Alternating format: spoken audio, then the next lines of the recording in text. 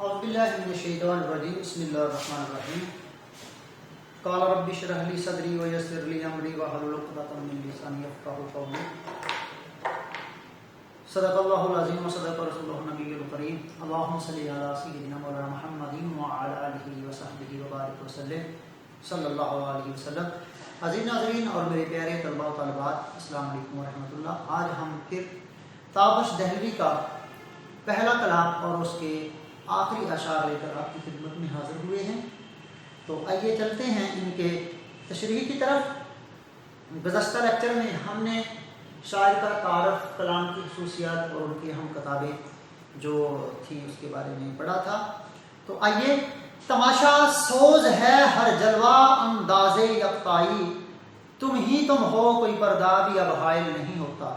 صوفیانہ رنگ ہے اور عشق حقیقی میں شاعر دیکھتے ہیں کہ کیا بیان کرتے ہیں۔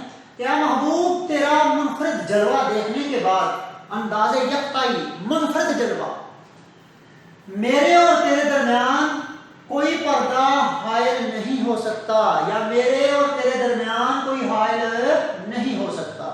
بڑا ہی خوبصورت شعر۔ زیر تیسری شعر میں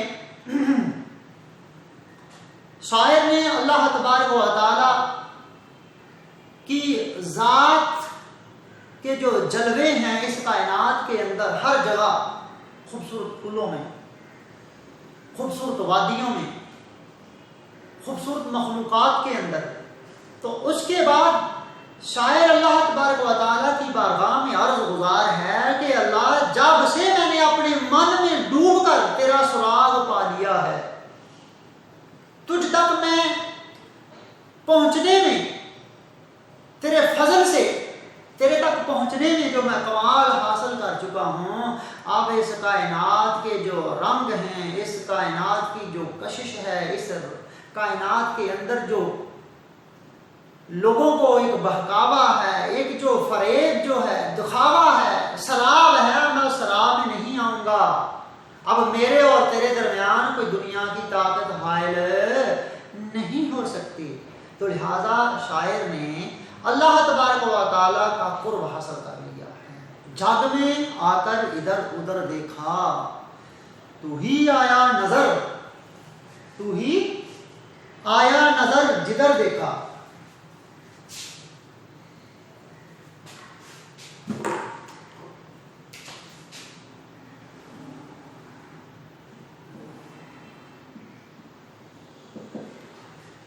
جی، بڑا ہی خوبصورت شعر۔ اور آتے ہیں اب عشق مجازی کی طرف۔ تو شاعر نے جب سے اپنے محبوب کے خوبصورت مکھڑے کو، اس کے خوبصورت چہرے کو، اس کی خوبصورت اداؤں کو دیکھا ہے، تو لہذا اس کے بعد شاعر جو ہے وہ اپنے آپے سے باہر ہو چکا ہے۔ اٹھتے بیٹھتے، سوتے جاگتے، کھاتے پیتے، چلتے پھرتے، ہر وقت محبوب کے متصور میں، محبوب کے تصور میں گم ہے۔ محبوب کا مکھڑا جو ہے وہ اس کو ہر وقت اپنی طرف مائل کر رہا ہے۔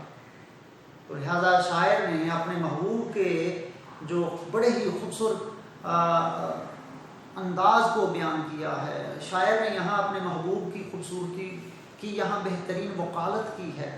تو آئیے چلتے ہیں حوالے کے اشعار کی طرف کہ اچھا خاصا بیٹھے بیٹھے گم ہو جاتا ہوں، اب میں اکثر میں نہیں رہتا تم ہو جاتا ہوں۔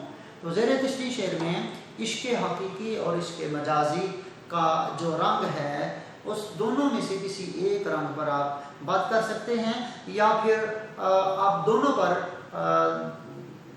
تھوڑا تھوڑا جو ہے وہ اس کی تشریح کر کے آگے جا سکتے ہیں۔ تو چلتے ہیں اس غزل کے چھٹے شعر کی طرف۔ رہا ایک قدم پر پاسے آداب طلب ورنہ، وہاں ہم تھے جہاں پانا تیرا مشکل نہیں ہوتا۔ بڑا ہی خوبصورت شعر۔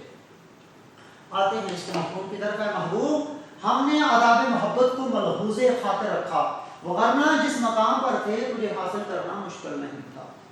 تو زیر تشریح شعر میں شاعر نے عشق کرنے کے جو آداب ہیں، ان آداب کو ملحوظ خاطر خاطر رکھا، اور ملحوظ خاطر رکھنے کے بعد ہمیں بھی درس عمل دے رہے ہیں کہ عشق کے جو آداب سے اگر باہر بندہ نکل جائے تو پھر وہ عشق نہیں ہے، وہ ہوس پرستی ہے۔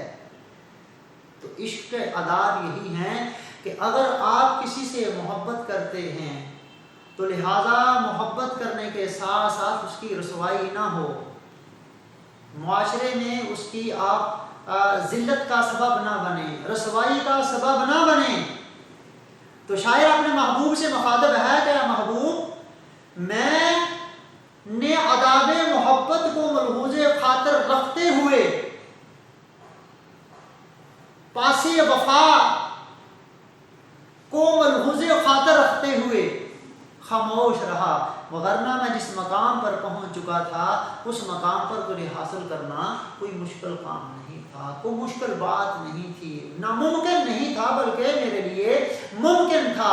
لیکن اس کے ساتھ ساتھ میں نے آداب محبت کے جو تقاضے تھے ان تقاضوں کو توڑا نہیں۔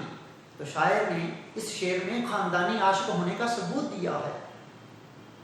ہائے آداب محبت کے تقاضے ساگر، لب ہلے اور شکایت نے دم توڑ دیا۔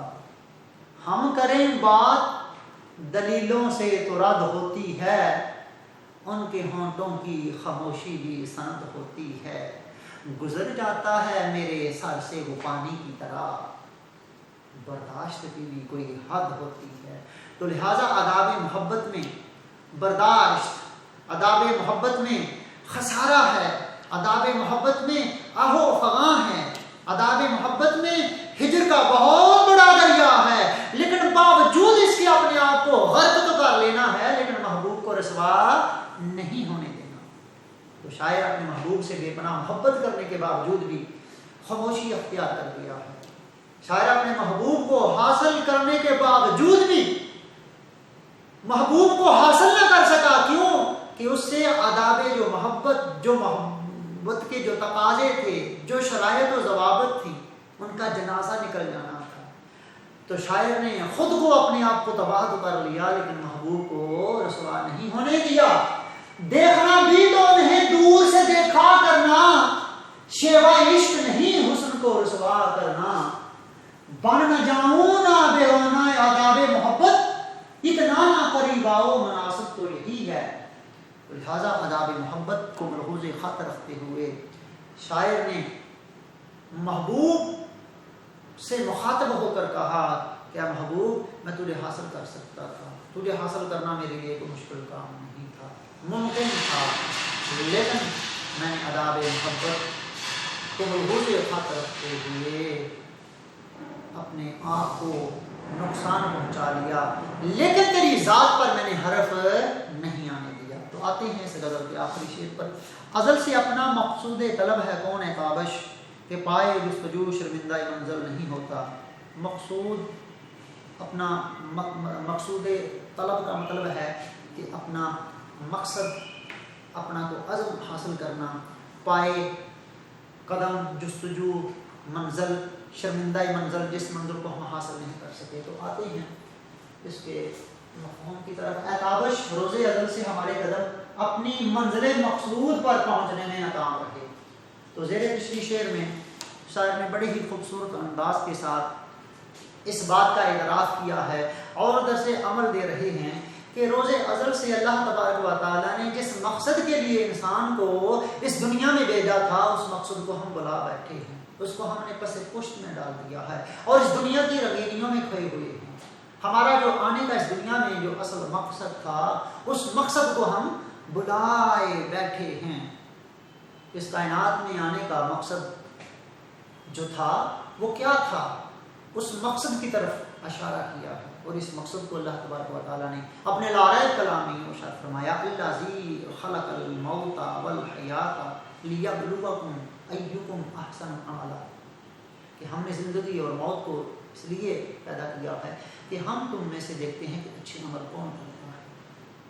تو لہذا اس کائنات میں آنے کا مقصد یہ ہے کہ انسان اپنے آپ کو پہچاننے، اپنی مقصد کو جاننے کی کوشش کرے کہ ہمیں اس کائنات کے اندر کسی مقصد کے لیے بھیجا گیا تھا۔ تو لہذا شاعر اس دنیا میں بھٹک کر رہ گیا ہے اور اس دنیا کی رنگینیوں میں کھو کر رہ گیا ہے. اس دنیا کی جو دھوکہ ہے، فریب ہے، اس فریب میں اپنے آپ کو جو ہے وہ تباہ و برباد کر گیا ہے. اور اس شعر میں، اس غزل کے آخری نقطے میں درس عمل دے رہا ہے کہ ابھی تک ہم اپنے اس مقصد کو حاصل کرنے میں ناکام رہے ہیں، لہذا اس مقصد کو حاصل کرنے کے لیے ہمیں آگے بڑھنا چاہیے اور اس شرمندہ جو منزل ہے اس منزل تک ہمیں پہنچ جانا چاہیے تاکہ ہم اس کائنات کے اندر اور آنے والی جو زندگی ہے آخرت میں کامیاب زندگی بسر کر سکیں. دستے جنون نے پھاڑ کے پھینکا ادھر ادھر، دامن ابد میں ہے تو میرے ماں ازل میں ہے، ازل سے تاب ابد ایک ہی کہانی ہے، اس سے ہم کو کوئی نئی داستان بنانی ہے. تو لہذا شاعر درس عمل دیتے ہوئے ہمیں کہہ رہا ہے کہ ہمیں اپنی زندگی میں رہ کر انفرادی طور پر ہر شخص کو جس مقصد کے لیے ہم آئے ہیں اس مقصد کو حاصل کرنا چاہیے، اپنی زندگی میں ایک عزم لے کے چلنا چاہیے اور اس عزم کے پیش نظر ہمیں اپنی ذات کو بھی اور دوسروں کو بھی فائدہ پہنچانا چاہیے.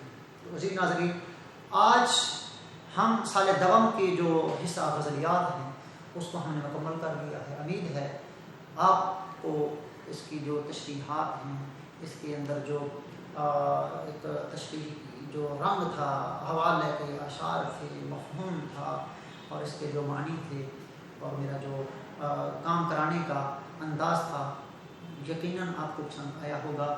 اور میرے اس چینل کو ضرور سبسکرائب کیجیے اور اپنے رائے کا اظہار کیجیے. مجھے دیجیے اجازت. اللہ حافظ.